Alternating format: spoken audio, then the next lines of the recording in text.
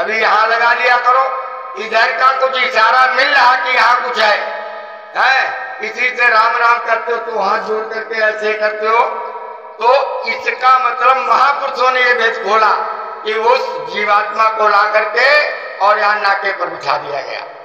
यहाँ से आपका दोनों तरफ का रास्ता खुला हुआ है। अगर यहाँ से आप अपनी साधना पका ले गए तो यहाँ से निज घर जाने का रास्ता साफ, और अगर चूक गए तो सीधे उसी 84 के गर्त में चले जाओगे, कोई बचाने वाला नहीं है। प्रेमियों, इसको कटु सत्य बताया, कहा जिस 84 से अभी भी निकल करके ये जीवात्मा मनुष्य कोल पर पहुंची है, वो चार खान से निकली, कभी घोड़े में, कभी गधे में, कभी सुअर में, कभी बिल्ली में, कभी कुत्ते में, और उधर से निकल करके जीवात्मा ने जब मालिक की याद की, उस मालिक को दया आ गई और उसने एक मौका, एक चांस दे दिया ये मनुष्य शरीर, और कहा इस बार तुम अपना काम कर लेना। प्रेमियों, इसका वादा जब तक बच्चा माँ के उदर में उल्टा उल्टा लगता, चट्टी पेशाब नाक धूप की नालियां मुंह के ऊपर से बह रही, जीव बड़ा जठराग्नि में जल रहा, तब इसी जीव ने उस मालिक से वादा किया था, हे मालिक हमको नर्क से बाहर निकालो, हम केवल एक ही काम करेंगे। इस काम का वादा किया, अब प्रभु कृपा करो यही भांति, और सब तजी भजन करूं दिन राति। दिन रात भजन करने का वादा किया। मालिक दयालु, उसने गर्भवत से बाहर कर दिया। का बाहर गिरे हवा जब लागी माया ने करी, और पियत दूध मुस्कात गोद में, हरि चर्चा विषयी भजोर मन राम गोविंद हरि। जहाँ बाहर माया के मंडल में आए वो सारा कुछ भूल गया। अब बच्चा रो रहा, कहाँ हाथ निकालो, या तो कह रहा हमने कहाँ वादा किया, या तो लग रहा है अंतर में उसको कोई चीज दिखाई पड़ रही थी जो छूट गई, तो वो कहाँ ढूंढ रहा। माताएं बड़ी चालाक क्या करती हैं, एक दीपक जला करके सामने रख देती, बच्चा कितना तेज रो रहा हो, दीपक की लौ की तरफ देखने लगता। इसका मतलब ये लग रहा है अंतर में उसको किसी ज्योति का, किसी प्रकाश का दर्शन मिला। अब वो थोड़ी देर के लिए चुप हुआ, मिलान किया, उस ज्योति से इस ज्योति में फर्क मिला। बच्चा फिर रोने लगा, कहाँ।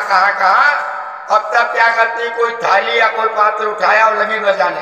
अब बच्चा फिर खट से, इससे ये अनुभव हो रहा है कि अंतर में उसको कोई दैवी आवाज मिल रही थी, वो छूट गई। अब प्रेमियों फिर मिलान किया, फिर आवाज में फर्क मिला, फिर बच्चा कहाँ करके रोने लगा। कहा अब बच्चा भूखा है तो क्या ले आओ, कहा बकरी का दूध लाओ। बकरी का दूध पहली बार। आगे चल करके उसी के प्राणों के ग्राहक बन जाते हैं। कभी विचार इस बात पर किया? तो प्रेमियों, महापुरुष यही बात समझाना चाहते हैं। अरे बच्चों, जिससे पी करके, यानी पहली माँ का ही कत्ल कर दिया तुमने प्रेमियों, और फिर उसको करते क्या, खाली कत्ल करो ये तो एक बात है, कत्ल करने के बाद में उसको ये मनुष्य मंदिर में तुम डालते हो, और मंदिर के सामने हाथ जोड़ के गाना क्या गाते हो कि तेरे पूजन को भगवान बना मन मंदिर आलीशान। ऐसा नहीं कि तुमको मालूम नहीं, ये जान रहे हो कि ये मन मंदिर, उसको कह रहे हो क्या मंदिर में यही सारी चीजें डाली जाती हैं उल्टी सुल्टी? कभी तो विचार करके देखो। महापुरुष ने कहा तुमने इतनी हिंसाएं हत्याएं कर डाली कि जिसके कारण तुम्हारी बरकत साथ छोड़ गई। आज तुम दिन कमाते रात कमाते हो, किसी का पूरा नहीं पड़ता। आखिर बात क्या है? पहले घर परिवार में एक लड़का कमाता था, 9 लोग खाते थे। कोई पूछता था लड़का क्या कर रहा, कहते थे नौकरी कर रहा। नौकरी है, कब कमाए 9 खाए। लेकिन तुमने कंजूसी शुरू कर दी। तुमने अपनी गाड़ी कमाई का 10वां जो दान का होता उसको भी अपने खाने में शुरू कर दिया। तो उसका कारण हुआ कि बरकत चली गई। वो जो नौकरी थी वो रह गई चाकरी। चाकरी माने एक कमाए 4 खाए। तब तुमने मेहनत और बढ़ा दी, लेकिन कंजूसी छोड़ी नहीं। परिणाम क्या हुआ? का आगे चल करके वो रह गई तनख्वाह। अपने शरीर से खा लो किसी के लिए नहीं बच रहा। अब जब तनख्वाह हो गई तो मेहनत बढ़ा दी, 8 घंटे की ड्यूटी, 12 घंटे, 16 घंटे, 20 घंटे, 24 घंटे ड्यूटी ड्यूटी ड्यूटी। कहा महीना पूरा हुआ, बोले अब क्या हुआ? कहा तो वेतन हो गया। अब तनख्वाह नहीं रही, अब हो गया वेतन। अरे प्रेमियों, महापुरुषों ने देखा, इनका तीसरा नेत्र खुला होता है। इन्होंने देख करके बताया, बच्चा मेहनत तो तुम खूब करते हो लेकिन किसी का पूरा नहीं पड़ता। कारण क्या है? कहा बरकत तुम्हारा साथ छोड़ गई। स्वामी जी महाराज वो डॉक्टर जो मर्ज भी बताते हैं और उसकी दवा भी साथ में, उन्होंने 2-2 पैसे हम आपसे इकट्ठा करके और ले जा करके आगरा दिल्ली बाईपास रोड पर मथुरा में वहां पे नवयोग साधना मंदिर का निर्माण करवा दिया और मंच से ऐलान कर दिया कि सन 2001 से मंदिर का जीता जागता देवता बैठा दिन रात बरकत बांट रहा है। आओ अपनी एक बुराई मंदिर के देवता पे चढ़ा दो। रुपया पैसा मत चढ़ाना। कहा अपनी एक बुराई मंदिर के देवता पे चढ़ा दो और एक मनमानी मुराद जो तुम्हारे हित की हो, किसी के हित की न हो, मांग करके चले जाओ और जब पूरी हो जाए तो दोबारा फिर चले आना। अब स्वामी जी महाराज ने कहा मानो नहीं, पहले जानो तब मानो। कहा कभी शंका पड़ जाए तो इस जय गुरुदेव नाम की परीक्षा करके देख लेना। जब तुम गाड़ी संकट मुसीबत में फंस जाना, सभी अपने नाथ रिश्तेदारों को याद कर लेना। मदद ना मिले सभी देवी देवताओं को याद कर लेना। मदद ना मिले तो मैं जय गुरुदेव नाम प्रभु का इसको याद करना, तुम्हारी मदद मिल जाए तो मान लेना। कहा ऐसे मत मानना। तुम्हारे गांव घर अगल बगल अड़ोस पड़ोस में कहीं कोई व्यक्ति बेहोश अचेत हो गया हो, अचेत पड़ा हो और तुम 11 दाने चीनी के ले लेना और कहा एक दाना मुंह में डालना, कान में बोल देना जय गुरुदेव नाम प्रभु का। दूसरा दाना मुंह में डालना, कान में बोलना जय गुरुदेव नाम प्रभु का। कहा तुम 11 दाने नहीं डाल पाओगे और वो बेहोश व्यक्ति आंख खोल करके अगर बता दे तो मान लेना। हाथ गंगन को आरसी क्या, पढ़े लिखे को फांसी क्या। अरे मानो नहीं, पहले जानो तब मानो।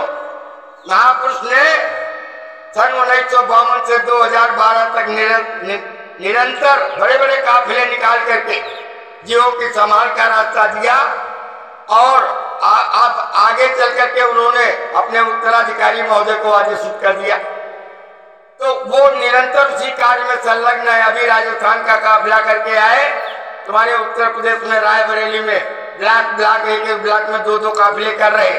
काफिला करने जब गए तो एक कार्यक्रम लखनऊ में दे करके, जेठा में दे करके गए और उधर से लौट के अब लखीमपुर उनको जाना था, लखीमपुर खीरी।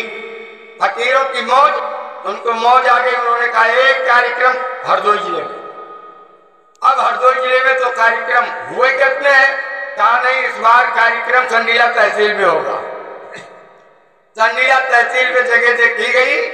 तो प्रेमियों, तुम लोग बड़े भाग्यशाली हो कि तुम्हारे अति सन्निकट यानी आंसू सराय की पुलिया जो है उसी के बगल जो बाग है, उस बाग में 8 तारीख को इन महापुरुष का आगमन होने जा रहा, आ रहे।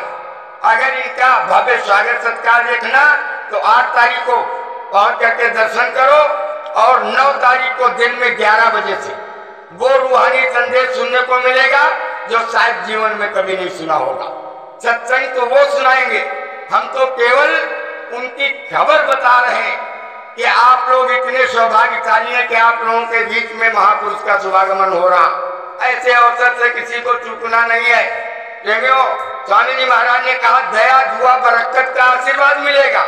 जो तुम्हारी बरकत चली गई, वैसे तो बताया कि मथुरा चले आओ और वहां मंदिर में देवता दिन रात बरकत बांट रहा।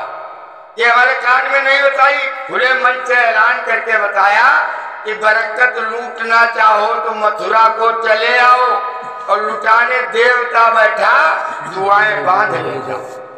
दिन रात बांट रहा देवता बरकत। अब ये दया मौज हो गई, वो आपके सन्निकट आ गए और महापुरुषों ने यही आवाज लगाई, कहा अभी समय है, बचना चाहो फिर मत कहना हमें बचाओ, क्योंकि आगे का समय महापुरुषों ने कहा इतना भयंकर समय आ रहा जो किसी के दिल दिमाग में है ही नहीं। और उस समय का बताया, क्या वो समय कैसा होगा? का लाशों पे लाशों का होगा नजारा, सुने तो जाओ संदेशा हमारा, दिल में हमारे दर्द है तुम्हारा, सुने तो जाओ संदेशा हमारा। हमने तुम्हारे लिए जलसे रचाए, गली गली में खूब पर्चे बटाए, मानो न मानो भाग्य जाने तुम्हारा, सुने तो जाओ संदेशा हमारा।